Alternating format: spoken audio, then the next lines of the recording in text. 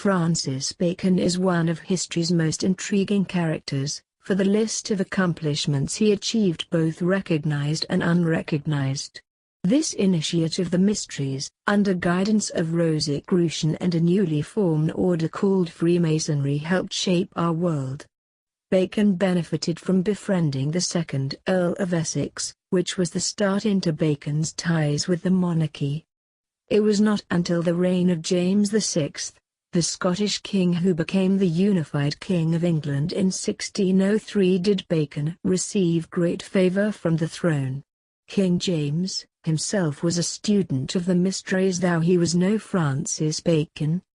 However, he did have the vast power of the crown to help Bacon achieve vast amounts more than a man without the king's ear could. A revision of the Bible, known as the King James Version, began in under 1 year of James' reign. By 1606, the first colony, the colony of Virginia, was chartered with a vision for a new world, a new Atlantis, which is an utopian land where Solomon's house reigns supreme. Solomon's house, derived from Hebrew meaning the son of wholeness, and the esoteric relevance of that meaning. Previous attempts of colonizing the 13 colonies had failed for the English. Not until James did they finally establish a permanent settlement. It should be noted, the Jesuits under Spanish banner were contemporaries in conquest of area outside of the 13 colonies. Clearly, there was collaboration between esoteric societies and the founding of America. Bacon was responsible for the government report on the Virginia colony in 1609 and is responsible for writing and the revision of the Charter of Virginia. By 1610, John Guy and his crew had landed in Newfoundland, thus giving the British Crown another beachhead and permanent settlement. Bacon would then speak of his vision for a new America, in his incomplete book New Atlantis. Bacon died in 1626 and the incomplete book would be published in 1627.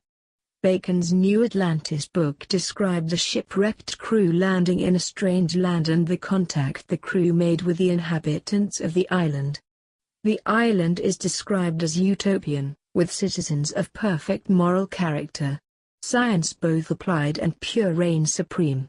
Many aspects of the society and history of the island are described, such as the Christian religion, which is reported to have been born there as a copy of the Bible, and a letter from the Apostle Saint Bartholomew arrived there miraculously, a few years after the ascension of Jesus.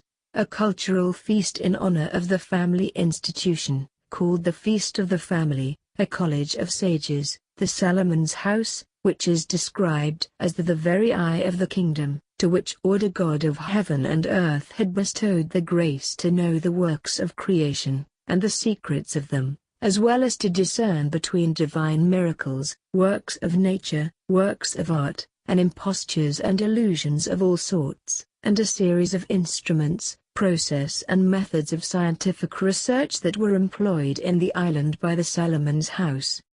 This was the goal of Mr. Francis Bacon and many of his contemporaries, to build a new world, a new Atlantis.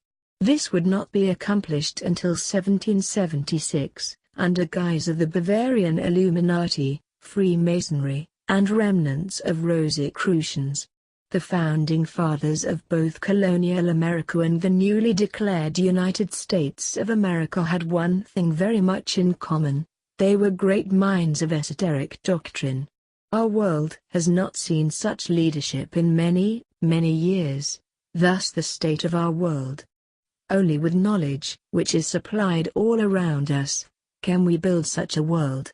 This can only be achieved when we build our own version of Solomon's house, which is the ultimate goal of the United States of America.